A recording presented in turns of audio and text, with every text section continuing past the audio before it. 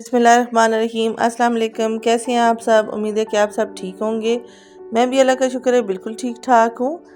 आज मैं बना रही हूँ पोटैटोज़ के नूडल्स रोल्स, और ये बहुत ही मज़े के रोल्स होते हैं। कोई भी गेस्ट आपके घर में आ जाए तो आप फौरी तौर पे बना सकते हैं। बस आपके पास मैगी नूडल्स और पोटैटो होना ज़रूरी है। बहुत सिंपल से इंग्रेडिएंट्स इसमें डाल रहे हैं, कोई भी एक्स्ट्रा चीज़ इसमें यूज़ मैं नहीं कर रही।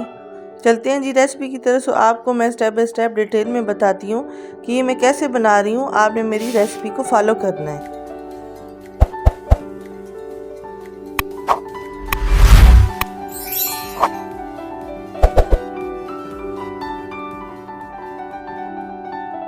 आज मैं बना रही हूँ पोटैटो रोल्स। ज़रा डिफरेंट स्टाइल के पोटैटो रोल्स हैं ये, बहुत ही क्विक तैयार होने वाले हैं। जिसके लिए मैंने पोटैटोज ले लिए थे 4 मीडियम साइज़ के, जिनको मैंने बॉईल करके मैश कर लिया है।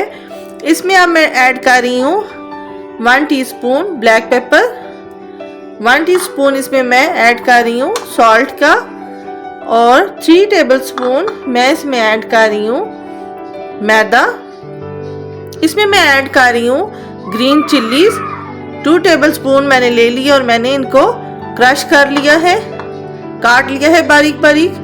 जितना अच्छा बारीक काटेंगे ग्रीन चिली का टेस्ट उतना ही एनहेंस होके आएगा। अब इसमें मैंने हरा धनिया ले लिया है, मैंने काट के वॉश कर लिया अच्छी तरह और ड्राई कर लिया है। हरा धनिया मैं तकरीबन 1 मुट्ठी डाल रही हूँ, हाफ कप ही होगा हरा धनिया, ये मैंने डाल लिया। अब इस सब मिक्सचर को मैं अच्छी तरह मिक्स कर लूँगी। मिक्सचर को मैंने अच्छी तरह मिक्स कर लिया है, तमाम चीज़ें यकजा कर ली हैं। हाथ की मदद से इसको मिक्स करना है ताकि ये अच्छी तरह तमाम मसाले इसमें मिक्स हो जाएं। अब मैं इसको शेप दे लूँगी। तमाम रोल्स की मैंने शेप दे ली है। 10 रोल्स इस मिक्सचर से बन गए हैं। अब नेक्स्ट प्रोसेस मैं आपको बताती हूँ कि इसका क्या करना है।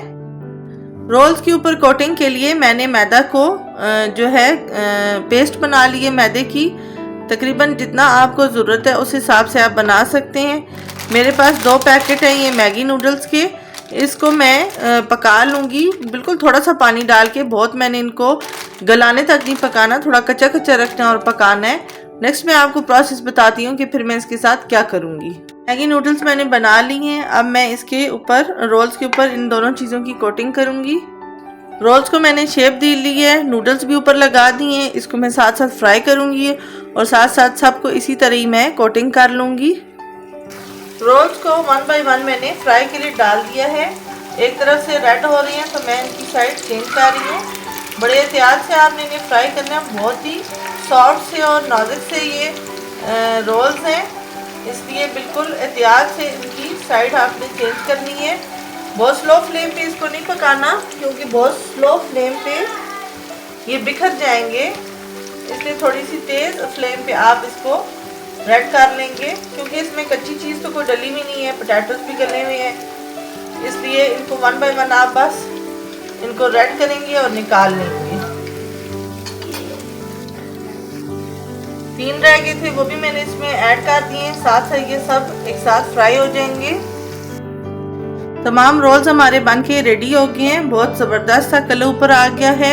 इतना ही आपने कलर लेके आना है, बहुत ही टेस्टी लगेंगे।